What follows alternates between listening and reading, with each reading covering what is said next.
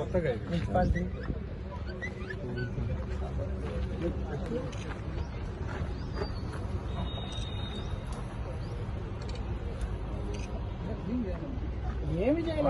ఏం లేదు ముందర అనుకుంటే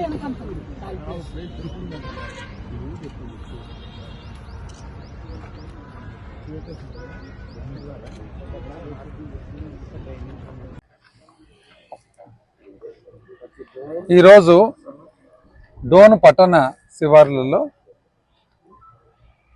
తిరుమల తిరుపతి దేవస్థానం వారు కట్టిన కళ్యాణ మండపాన్ని సందర్శించడానికి రావడం జరిగిందనమాట. తమాష తెలిసిన మీకు, అసలు ప్రజలందరూ కూడా చూడాలి. ఇది ఎక్కడ ఉండదు, తాళాలు వేసే సంస్కృతి. ఇక్కడ చూడండి,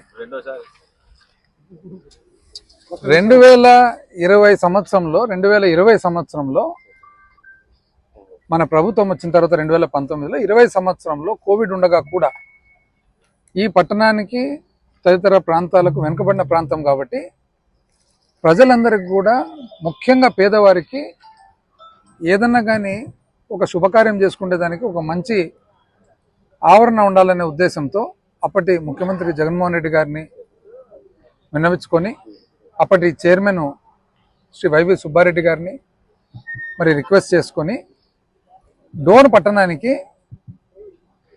3,30,00,000 టీటీడీ కళ్యాణ మండపము కట్టేట్టుగా శ్రోత్రియం గుండాల గుడి పక్కన 5 కోట్ల రూపాయలతో టీటీడీ కళ్యాణ మండపం కట్టేట్టుగా ఏర్పాటు చేయడం జరిగింది. శాంక్షన్స్ తీసుకోవడం జరిగింది. 2020లో వేణుగోపాల స్వామి గుడికి సంబంధించిన 2 ఎకరాల భూమిని కేటాయించి డోన్లో ఉనులపాడు గ్రామ పరిధిలో, అదేవిధంగా లక్ష్మీ చెన్నకేశ్వర స్వామి గుడి సంబంధించిన భూమి, గుడి పక్కలో ఉన్న భూమిని గుండాల గ్రామంలో కేటాయించడం జరిగింది. 2022, 23లో 23, 24లో కన్స్ట్రక్షన్ స్టార్ట్ చేయడం జరిగింది. ఎలక్షన్ నాటికి ఇంచుమించు పూర్తి అయిపోయింది. 1.5 సంవత్సరముగా ఇంతవరకు పూర్తి చేయకపోగా ఎటువంటి ఉద్దేశం ఏదైతే ఉందో ఆ ఉద్దేశాన్ని నీరుగార్చి కోట్లాది రూపాయలతో నిర్మించిన భవనాలను, పేదవారికి కానీ మధ్యతరగతి వారికి కానీ సంబంధించిన భవనాలను నిరుపయోగంగా పెట్టడం జరిగింది. ఈరోజు సందర్శించేదానికి వస్తే పొద్దున వరకు తెరిచి ఉన్న తాళం ఇప్పుడు తాళం వేయడం జరుగుతుంది. ఎందుకు అని అడిగితే అధికారులు ఏమంటారంటే, సార్ పైనుంచి ఒత్తిడి సార్, ఇది ఎక్కడ ఇది అంటే, దీన్ని శాంక్షన్ చేసినది ఎవరు, దీన్ని కట్టించినది ఎవరు, కట్టించిన భవనాన్ని ఇంతవరకు ఎందుకు నిరుపయోగంగా ఉంది చూసన్నా పోదామనంటే బీగాలేయడం జరుగుతుంది అన్నమాట. ఇది విచిత్రం. నాకు తెలిసి ఈ సంస్కృతి, ఈ బీగాలేసే సంస్కృతి నాకు తెలిసి ఎక్కడ భారతదేశంలో కూడా ఎక్కడ ఉండదని అనుకుంటున్నా. సహజంగా ఎవరైనా కానీ ఏదైనా అభివృద్ధి కార్యక్రమం చేపడితే వాళ్ళు అభివృద్ధి కార్యక్రమం అనేది ఇంచుమించు ఒక బాబునో ఒక పాపనో కన్నట్లు.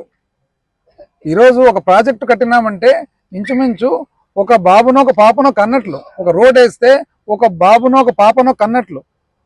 ఒక నీటి సరఫరా పథకం ఇస్తే ఒక బాబునో ఒక పాపనో కన్నట్లు. అట్లాంటిది ఒక భవనం కానీ, ఒక బడి కానీ, ఒక ఆసుపత్రి కానీ, అది ఎవరైతే కష్టపడి కట్టింటారో ఆ ప్రభుత్వం వాళ్ళు కానీ, వాళ్ళకి సంబంధించిన అందరూ కూడా ఇది మన అని అనుకొని వచ్చేది. ఇది పబ్లిక్ కదా, ప్రజలదే కదా. అంటే ఎవరైతే కట్టించినారో కట్టించిన వాళ్ళు కనీసం లోపల సందర్శించకుండా కూడా బీగాలేయడం జరుగుతుంది అన్నమాట. దయచేసి మీరు బీగాలన్నీ వేసుకోండి, మీ విఘ్నత వదిలిపెడుతున్నాము. నేను ఇంతకు ముందు కూడా చెప్పినాను, ఇప్పుడు కూడా చెప్తున్నాము.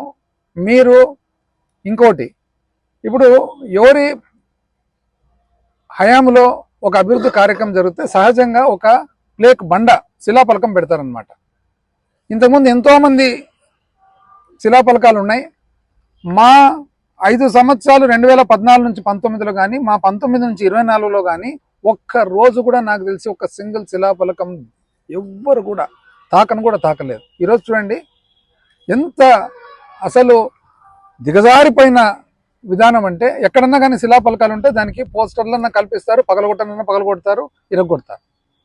మేము చెప్తున్నాం అందరికి కూడా, మీరు ఎవరైతే అధికారంలో ఉండారో పేరున ప్రతి ఒక్కరికి కూడా ఎవరికైతే ఇటువంటి చాలా చిన్న ఆలోచనలు, చిన్న బుద్ధులు ఉన్నాయో ఇవి మీకు తగవు. అయితే మీరు శిలాఫలకాలు పగలగొట్టచ్చు, శిలాఫలకాల మీద మీరు పోస్టర్లు కరిపించచ్చు, ఇంకోటి కరిపించచ్చు, కానీ ప్రజల గుండెల్లో మాత్రము చెరపలేరు మీరని చెప్పి నేను తెలియజేస్తాను. ఈరోజు చరిత్ర చూసినట్లయితే 100ల సంవత్సరాల కింద కట్టిన భవనాలు ఉన్నాయి. ఈ రోజుకి కూడా 100ల సంవత్సరాల తర్వాత బ్రిటిష్ కాలం వచ్చింది, బ్రిటిష్ కాలం పోయింది, అయినా కూడా ఎవరు కట్టినారు, ఎవరు స్థాపించినారు అనేది ప్రజలందరికీ కూడా తెలుసు. ఈరోజు మేము వచ్చిండేది ఎందుకు ఇంత సమయమైనా కూడా 1.5 సంవత్సరం అయినా కూడా ఎందుకు కాను ఇది ఇంతవరకు ఇంకా ప్రజలకు ఉపయోగానికి రాలేదు అని చెప్పి చూసేదానికి వస్తే బీగాలేస్తారు. మేము కట్టిన చెరువులకు నీళ్ళు ఇడిసేదానికి పోతారు. ఇదేందో నాకు సబ్జెక్టే అర్థం కాలేదు, నీళ్ళు ఇడిసేది అంటే. ఇప్పుడు ఈ ప్రకారంగా అయితే ప్రతిరోజు శాసనసభ్యులు, పార్లమెంట్ సభ్యులు అందరు కూడా ఆర్టీసీ బస్ స్టాండ్ బయట ప్రతిరోజు ప్రతి బస్సును కట్ చేసుకుంటుండాలి రిబ్బన్, ఎందుకంటే రోజు పోతుంది కదా బస్సు. ఈరోజు మున్సిపాలిటీలో మా హయాంలో శాంక్షన్ చేసిన పనులు ఇప్పుడు రిబ్బన్ కటింగ్లు చేసుకుంటున్నారు.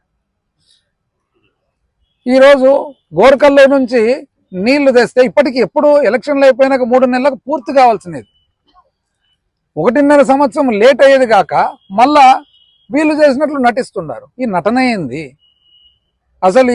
ఎప్పుడు పక్కింటి పిల్లని ఎత్తుకుండేది నాకు అర్థమే కాలే ఈ సబ్జెక్టు.